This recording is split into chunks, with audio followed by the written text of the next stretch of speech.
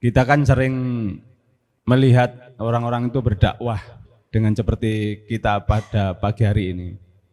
Bagaimana cara yang ditempuh oleh Rasul ketika menyampaikan apa yang diperintahkan oleh Allah Subhanahu wa taala itu, artinya berdakwah supaya tidak menyakiti orang-orang yang ada di sekitar, walaupun toh orang itu mungkin berseberangan dengan kita. Demikian, terima kasih. Masya Allah, ini bertanya tentang bagaimana, tapi sebenarnya kita sudah bisa melihat jawabannya dari sirah. Ya. Jadi kita sebenarnya sudah bisa melihat dari sirah Rasulullah SAW, tapi kemudian masih bertanya bagaimana cara berdakwah agar tidak membuat orang lain tersakiti, tersinggung, tersindir, atau apa lagi? Baik. Saya tanya, dakwah yang paling hikmah adalah dakwah Rasulullah Sallallahu Alaihi Wasallam. Enggak, seorang pun dai pun enggak akan berani mengatakan saya yang paling hikmah, saya yang paling dakwahnya paling lembut, lebih lembut daripada Rasulullah SAW. Enggak ada yang berani ngomong seperti itu, Pak. Rasulullah yang paling lembut, yang paling hikmah, yang mau'izah hasanah, Rasulullah SAW yang berdakwah. Tapi beliau diusir dari Mekah. Beliau, Rasulullah SAW, ketika diusir dari Mekah, nggak senang, Pak. Beliau hijrah, kemudian balik menghadap ke Mekah, mengatakan, aku tahu, inilah a'lamu annaki ahabbu buq'atin ila Allah laula anni ukhrijtu minki lama kharajtu. Wahai Mekah, aku tahu engkau adalah negeri yang paling dicintai oleh Allah Subhanahu wa taala. Yang kedua di Madinah. Mekah, Madinah, Baitul Maqdis. Engkau paling cintai oleh Allah. Seandainya aku tidak diusir dari kamu, aku nggak akan keluar.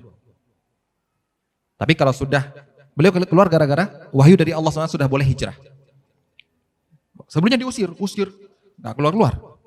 Allah suruh hijrah, baru beliau hijrah. Pertanyaannya, kira-kira beliau diusir itu yang salah dakwah beliau atau salah yang ngusir? Ayo. Nah, yang salah adalah yang ngusir.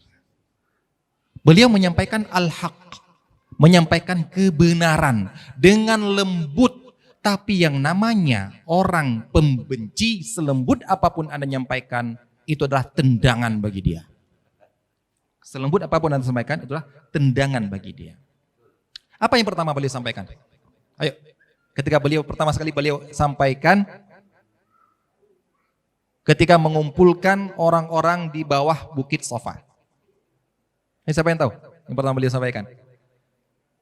Sebelum beliau sampaikan, beliau tes dulu orang-orang. Kira-kira saya ini masih dinamakan Al-Amin enggak? Kamu lihat kan dijuluki Al-Amin kan?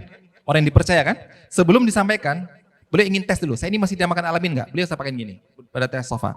Wahai penduduk Mekah, seandainya aku bilang di balik bukit ini ada musuh mau menyerang kalian. Ada satu pasukan musuh mau menyerang kalian. Kalian percaya enggak? Apa kata mereka? Percaya. Majarrabna fika kadiban. Kami tidak pernah menemukan kamu itu berdusta. Baik, setelah percaya ya. Padahal enggak ada pasukan. Seandainya aku bilang ada, percaya enggak? Percaya. Inni nadhirun baina yadai yaumin azim. Aku mengingatkan kalian, aku sekarang mau mengingatkan kalian, tadi aku mengingatkan pasukan, kalian percaya kan? Aku mengingatkan kalian akan adanya hari pembalasan nanti. Jadi belum menyuruh pada menyembah Allah semata, meninggalkan berhala enggak? Ingin mengajarkan mereka adanya hari akhir.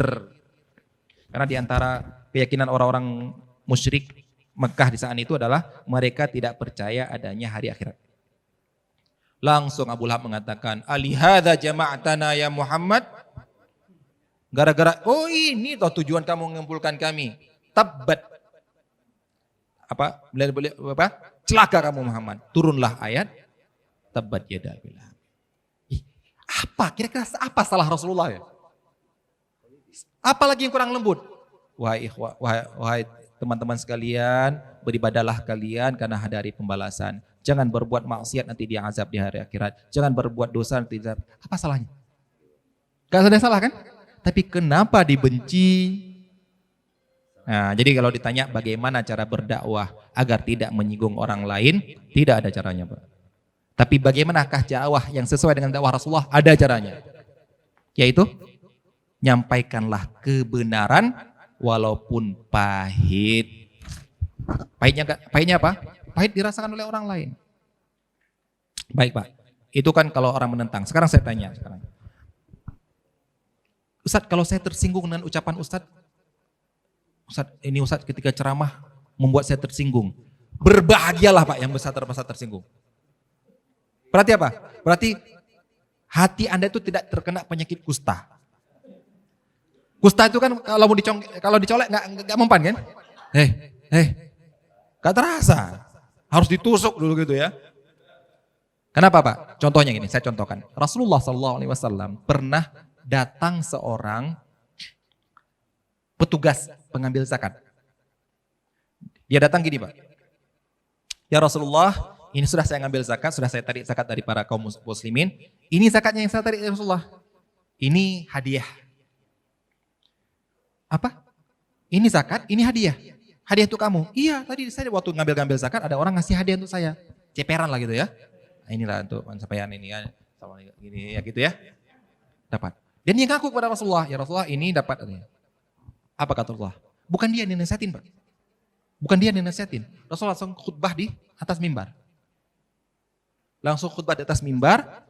Nggak mengatakan, hei teman-teman, sahabat, ini ada orang korupsi. Enggak, kalau gitu enggak. Rasulullah SAW mengatakan apa? Ma balu aqwamin. Jadi Rasulullah SAW mengatakan apa? Kenapa ada orang? Bukan dia ditunjuk hidung, bukan. Kenapa ada orang sudah kita jadikan petugas zakat, sudah kita jadikan pegawai pemerintah, sudah kita kasih gaji, masih juga ada dia bilang, oh saya dihadiahin sama rakyat seperti ini. Enggak boleh kata Rasulullah. Itu korupsi. Hadiahnya pegawai dari rakyat dilarang ngambil. Baik, yang salah satu orang kan? Tapi Rasulullah mengumumkan ke seluruh sahabatnya. Tersindir nggak dia? Harusnya tersindir. Yang bahaya kalau orang nggak tersindir dengan dakwah. Berarti dia? Oh, duduk di khutbah cuma duduk dia kan? Haram riba. Bapak itu hadir nggak ya? Yang makan riba itu hadir nggak ya? Gitu. Nggak boleh riba. Oh itu bapak itu yang riba itu. Yang riba bapak itu nasihatnya untuk dia itu. Jangan zalim pada orang lain. Wah itu zalim sekali pada tetangga itu. Dia tukang bagi-bagi dakwah Pak. Gak ada yang satu pun gak ada dia Pak. Oh paling suci sendiri satu masjid itu Pak. Semua dakwah Ustaz gak ada yang kena dia. Gak ada yang merasa tersinggung. Gak ada. Kenapa paling suci? Ini bahaya sekali nih Pak. Harusnya, makanya kenapa kalau kita hadir di majelis itu harus bagusnya nangis Pak?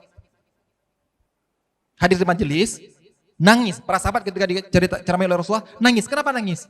Merasa kena dengan dakwah Rasulullah. Oh itu saya itu. Ya Allah itu saya. Oh saya nggak mendidik anak saya yang paling banyak dosa, saya nggak puasa, saya meninggalkan ini, saya yang banyak riba. Itu Pak, namanya nangis. Bukan Rasulullah, bukan dakwah tapi kita lihat, itu dakwah patutnya. Itu. Dia nggak kena sama sekali. Itulah namanya Pak, dakwah itu harus tersinggung. Ya kalau Anda tersinggung dengan ucapan Ustadz yang mendakwahi sesuatu, mengancam dengan neraka, Masya Allah bagus. Hati kita masih mau menerima dakwah.